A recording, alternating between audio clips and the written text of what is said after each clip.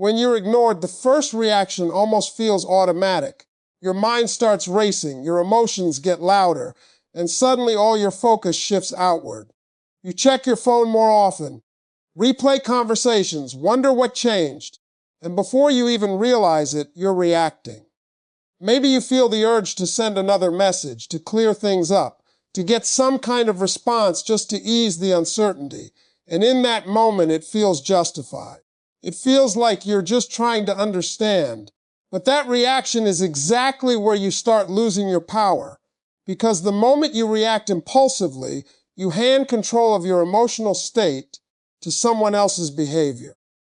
You allow their silence to dictate your energy, your thoughts, your actions.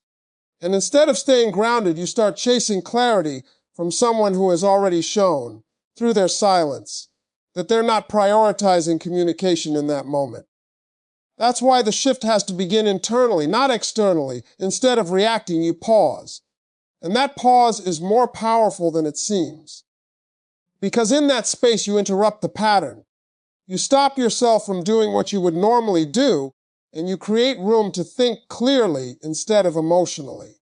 You bring your focus back to yourself, not to figure out what they're doing, but to understand how you want to respond. Recentering yourself means asking a different set of questions. Not why is he ignoring me, but why am I feeling pulled to react this way? Not what can I say to get a response, but does this situation align with the way I want to be treated? That shift changes everything, because now your attention is no longer chasing answers. It's evaluating standards, and when you recenter, your behavior naturally changes. You're no longer texting out of anxiety. You're no longer over-explaining or trying to fix something that wasn't clearly communicated to begin with. You become still, and in that stillness, you regain control. Your energy becomes calmer, more stable, less reactive. And that kind of energy carries weight, because people can feel when you're grounded versus when you're chasing. When you react, it signals urgency. It shows that their silence has affected you deeply enough to shift your behavior.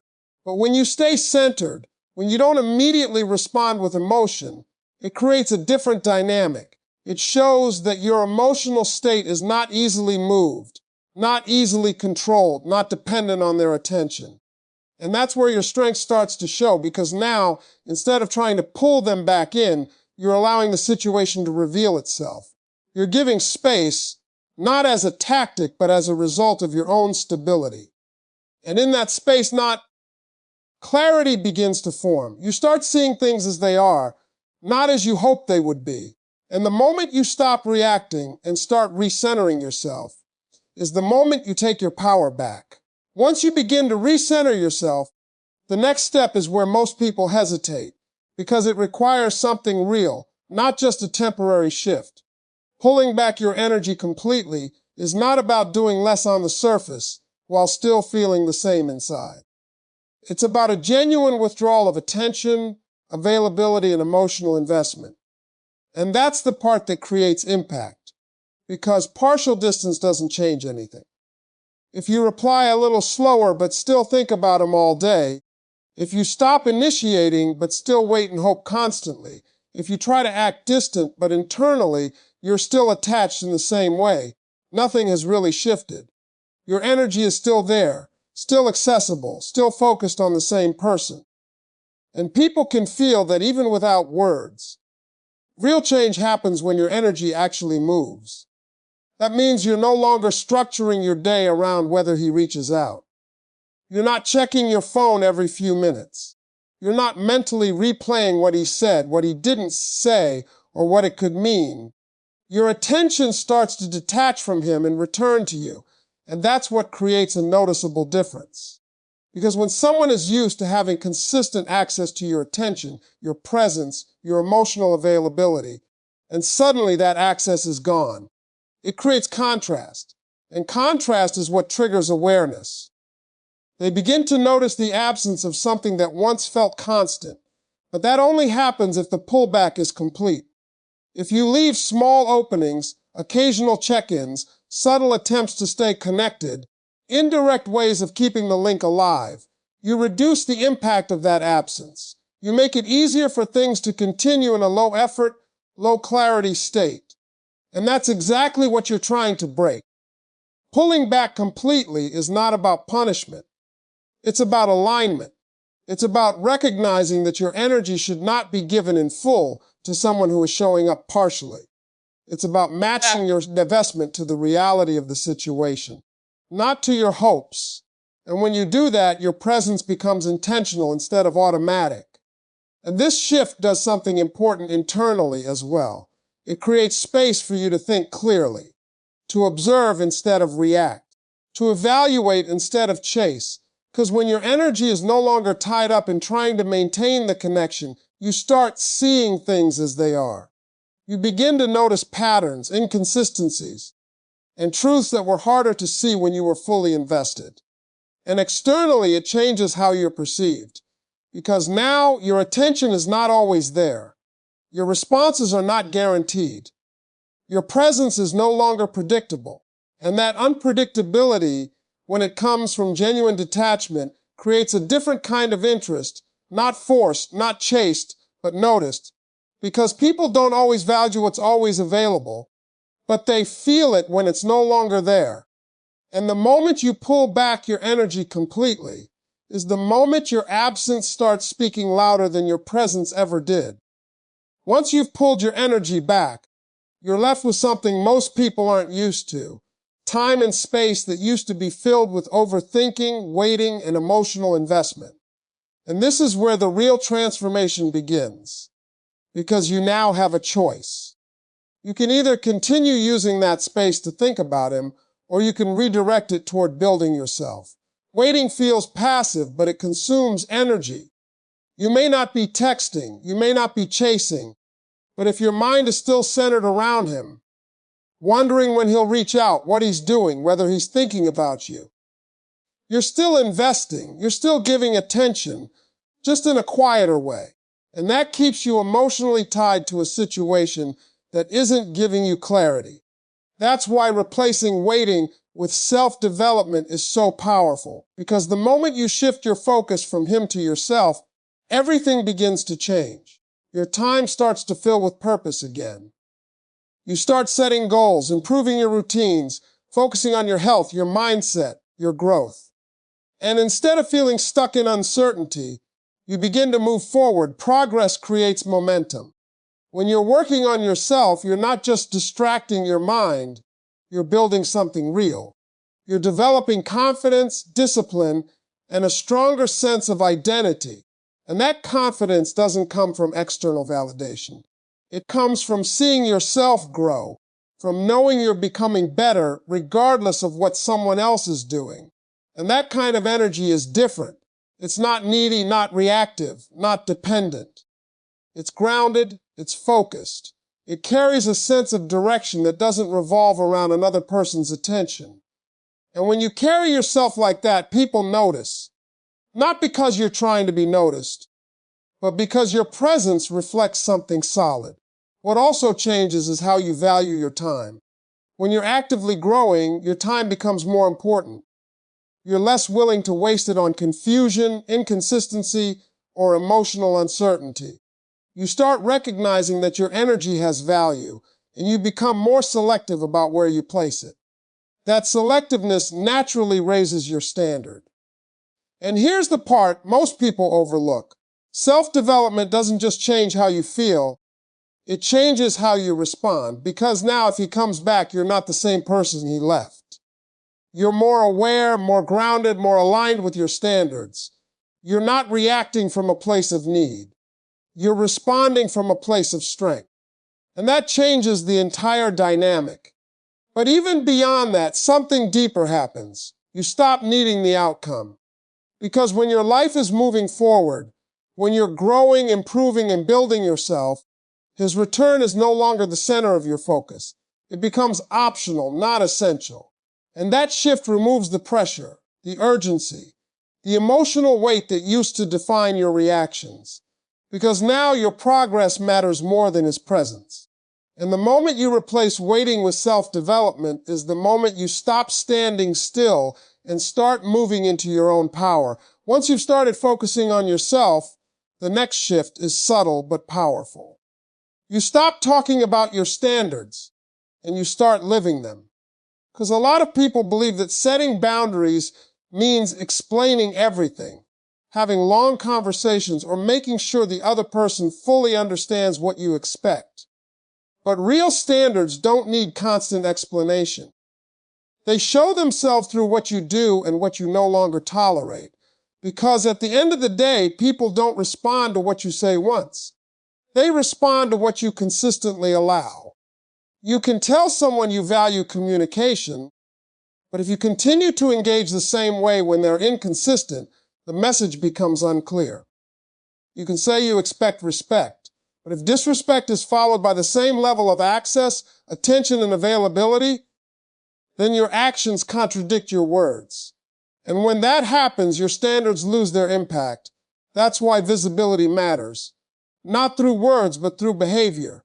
When you stop rewarding inconsistency with attention, that's a message.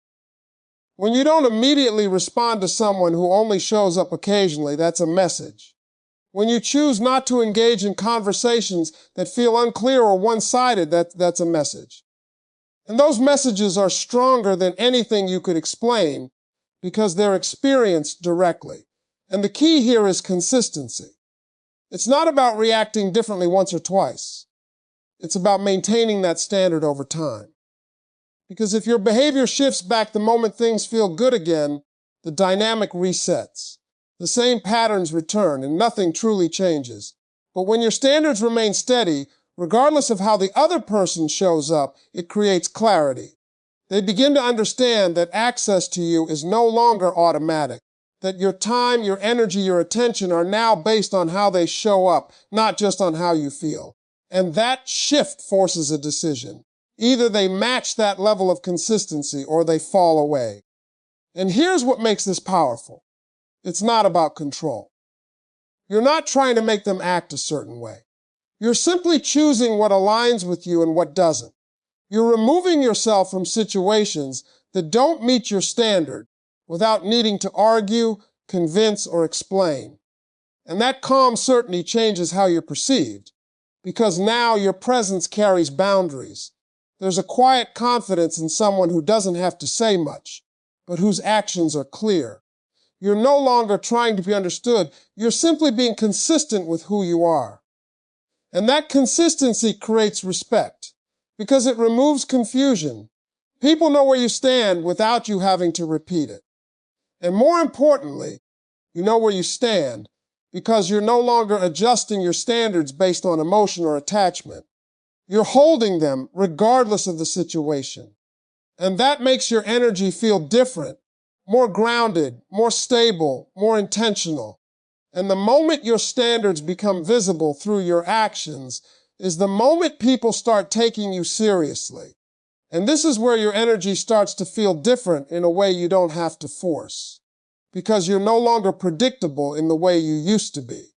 Not in a confusing or manipulative sense, but in a grounded, emotionally steady way that isn't easily read or controlled. Before, your reactions may have been quick, obvious, and tied to how he behaved. If he pulled away, you felt it immediately.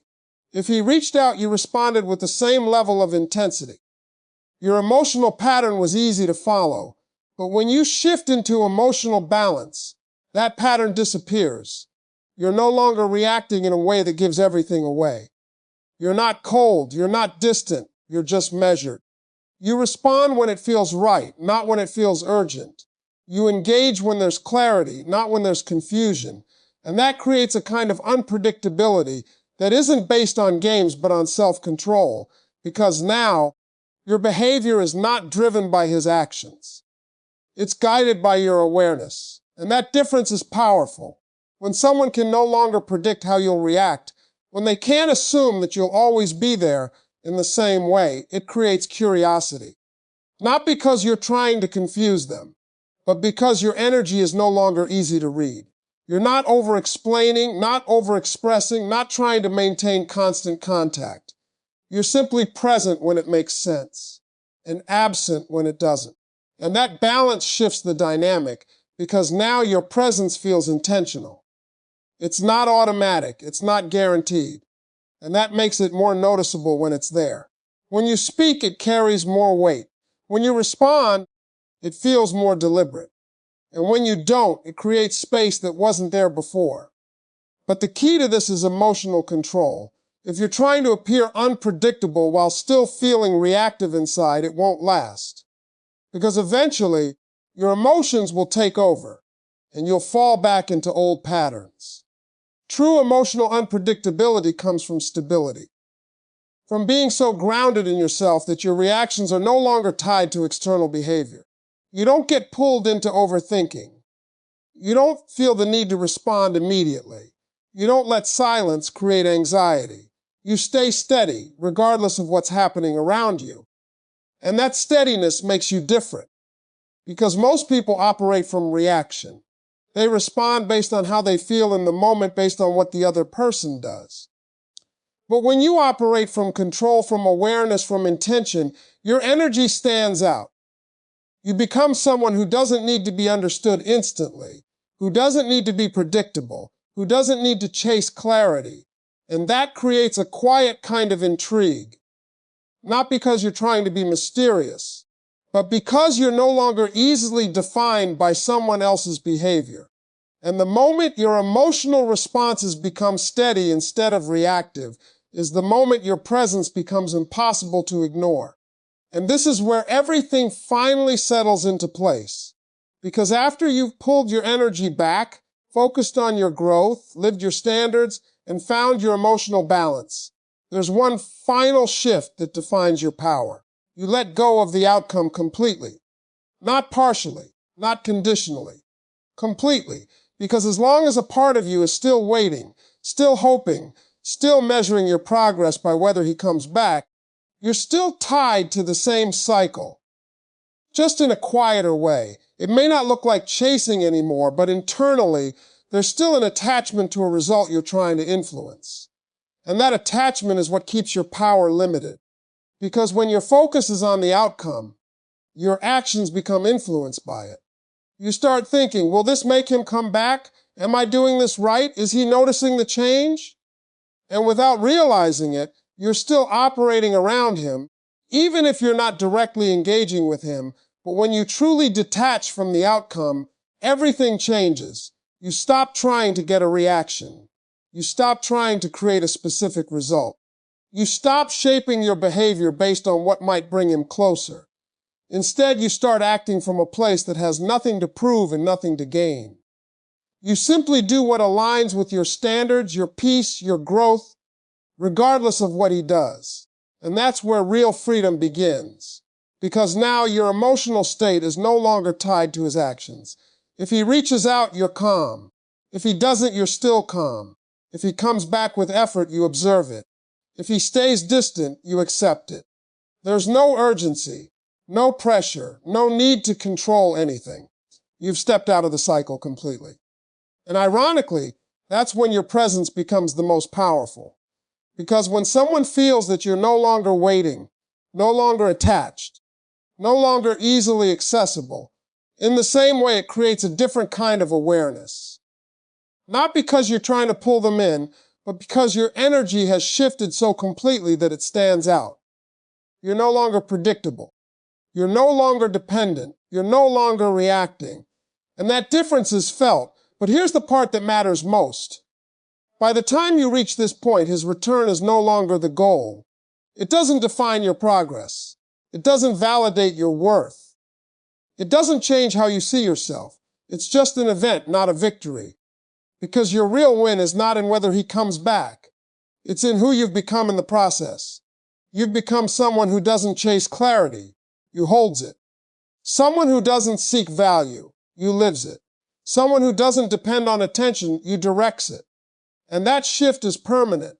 Because once you truly detach from the outcome, you can't go back to needing it the same way again. You've seen what it feels like to stand in your own power, to move without pressure, to exist without emotional dependency. And that's something you don't unlearn. And the moment you stop caring whether he comes back is the moment you finally become someone he can't ignore.